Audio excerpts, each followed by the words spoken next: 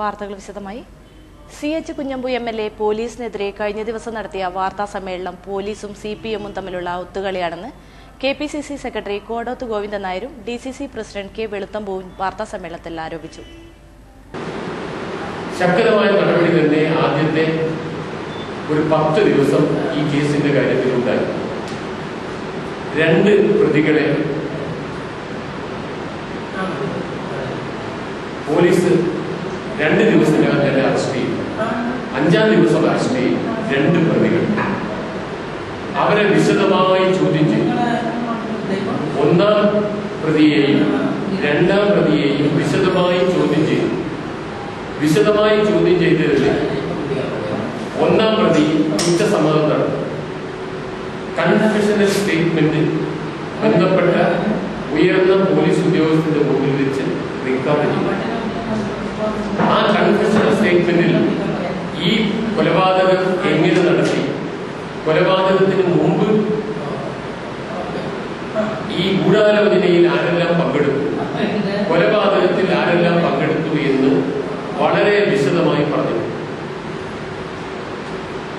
4 പേരാണ് ഗൂഢാലോചനയിൽ പങ്കെടുത്തത്. 1-ാം പ്രതിയുടെ റോള് കാർ ഓടിച്ച് ഈ ജബ്ബാറിനെ കാണിച്ചു കൊടുക്കുക എന്നതാണ്. ആ കാറ് ഒരു കള്ള നമ്പറുള്ള കാറായിരുന്നു. ആ കാറിലെ പിൻസീറ്റിൽ ഇരുന്ന 4 പേരും ഈ മുൻ സീറ്റിൽ ഇത് ഓടിക്കുന്ന 1-ാം പ്രതിക്ക് പരിചയമില്ല. അവര് കർണാടകവും ഹിന്ദിയുമാണ് സംസാരിച്ചത്. ഈ പ്രതിയെ ജബ്ബാറിനെ കാണിച്ചു കൊടുക്കുക, കൃത്യം നിർവഹിച്ചാൽ ഇന്ന സ്ഥലത്ത് അവരെത്തിച്ചിട്ട് നീ പോയിക്കോ, നിന്റെ വണ്ടിയിൽ പോയിക്കോ എന്നാണ് പറഞ്ഞത്. ആരാണ് ഗൂഢാലോചനയിൽ പങ്കെടുത്തത് എന്നും പേര് പറഞ്ഞ് കൺഫെഷണൽ സ്റ്റേറ്റ്മെന്റ്. ഉയർന്ന പോലീസ് ഉദ്യോഗസ്ഥൻ നിയമപ്രകാരം അങ്ങനെ ഒരു സ്റ്റേറ്റ്മെന്റ് റെക്കോർഡ് ചെയ്യാൻ അധികാരമുള്ള പോലീസ് ഉദ്യോഗസ്ഥന്റെ മുമ്പിൽ വെച്ചിട്ടാണ് വെക്കുന്നത്. അത് റെക്കോർഡ് ചെയ്തു. ആ കൺഫെഷണൽ സ്റ്റേറ്റ്മെന്റ് പുറത്തിറക്കുന്നതിന് മുമ്പിട്ട് വളരെ ശക്തമായ രാഷ്ട്രീയ സമ്മർദ്ദം ഇതിലുണ്ടായി.